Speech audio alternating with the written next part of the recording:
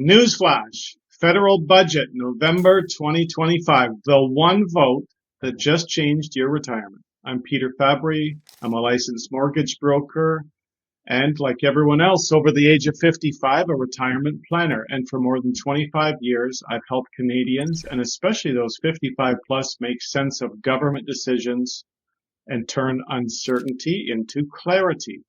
And whether you agree with the budget that was just passed or not, the truth is this one vote locked in decisions that will shape your retirement costs, your income stability, and your housing options for years. So let's walk through the budget together.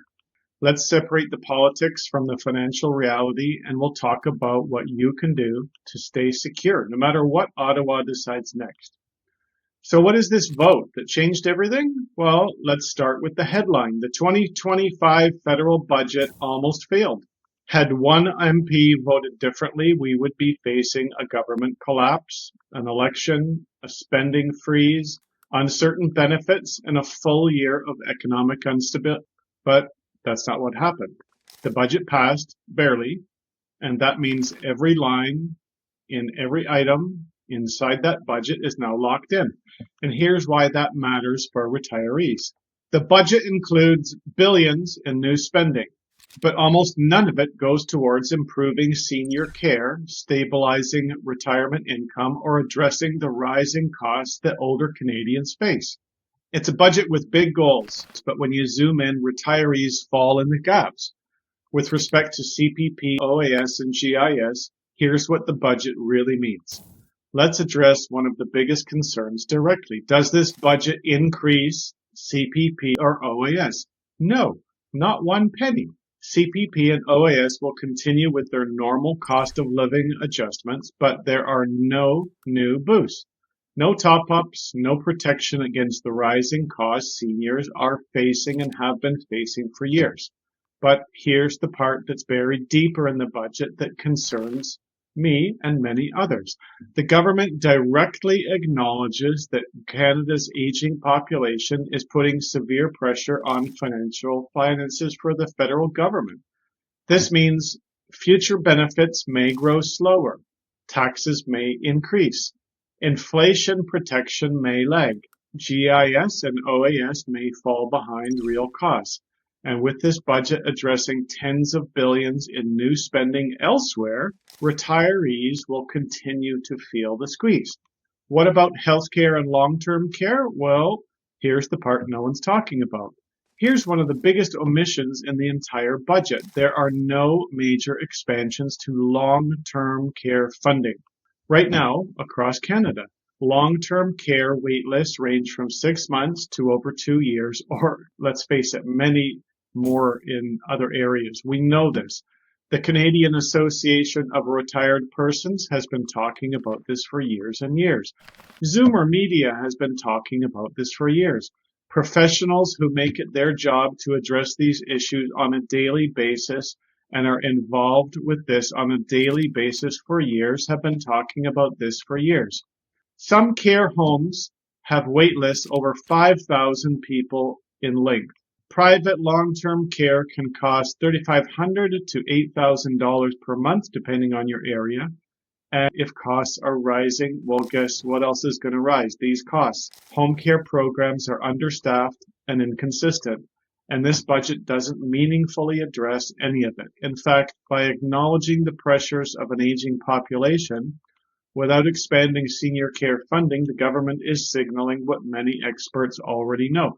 Long-term care capacity is not going to keep up with Canada's aging boom. And that's why more seniors are choosing or forced to stay in their homes longer than planned. The housing budget's big promise, with a long-term timeline, is that the federal government includes billions for housing, new builds, non-market rentals, affordable units, renovations, and infrastructure. And that's great for the long term. But here's the reality. Most of these housing units won't exist for 3 to 10 years. And that's an optimistic outlook, given how long we know it takes for these things to happen. If you're 55, 65, 70, you probably don't have a decade to wait for affordability. So let's break it down. Housing supply will increase eventually. Rent may stabilize eventually. Affordable housing may improve eventually, but seniors need affordability right now. And that's why retirees are increasingly relying on the home they already own, not the homes being built years from now. When I work with retirees who are sitting on 600,000, 800,000, or even $1 million in home equity, and they're stressed out every month, it says this: the budget may promise future supply, but your retirement plan must focus on immediate stability. So here's the real story: the budget's impact on retirees. Let me tell you about a typical retiree. She's 72. She worked her whole life. She owns her home in Mississauga, and it's gone up in value a lot. But in the past 3 years, her property taxes have increased a lot. Her grocery bill went up 20%. She needs $9,000 for a roof repair. Her hydro bill still climbed. And let's not ignore the cost of the water bill, which includes a 50% surplus on top of that for wastewater drainage. She's now on a long wait list for home care support. And here's the heartbreaking part. She thought this budget would include more help for seniors, especially with housing and healthcare. So how does the typical retiree use their home equity? Not to burden her future, but to give her stability today. They're great for cash flow. A home can create cash flow. A home can create cash flow. It can protect your OAS, and it can avoid clawbacks. And all this without taking on new payments. Retirees want to feel like they're not falling behind anymore, and there are ways to do that if you have a home with equity. So what should you do now? The budget is passed, and here's how you protect yourself. Here are the steps that I recommend every Canadian over the age of 55 do. Review your income strategy. Make sure you're not accidentally triggering OAS clawbacks if you're over the age of 65. Prepare for rising property taxes. Every city is increasing taxes to cover its own budget deficits. Build a retirement buffer. Unexpected costs are rising faster than benefits. We know this. Make a real plan for aging in place. Don't count on being able to sell your home and get into a care home. Long-term care is expensive and backlogged. Staying home longer is often safer and cheaper and offers a better quality of life. Use your home strategically. You don't need to sell it. You don't need to take on payments. Your home is a safety net, especially when no new support is in this budget. I know this can feel overwhelming, especially when budgets keep shifting, costs keep rising, and benefits aren't keeping pace. But you're not behind. You're not out of options. You're simply living through a retirement era that looks nothing like the ones that our parents experienced. And the good news is you have more tools than your parents ever had. You have more equity than they ever had. You have knowledge that your parents never had, and you can take control. Start today.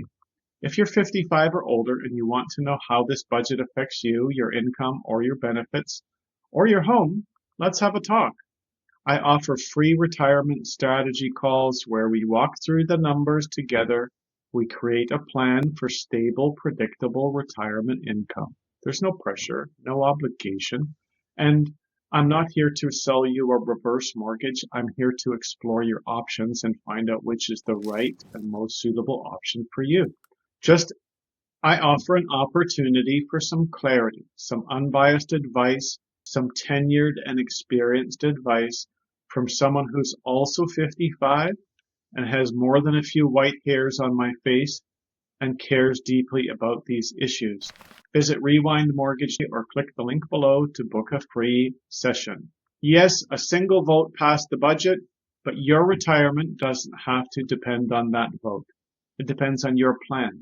My name's Peter Fabry. Thank you for watching. I'll see you in the next video. Don't hesitate to call. Book a call, find my phone number, send an email or text, and I will be sure to get back to you confidentially and at a time that works for you. Bye for now.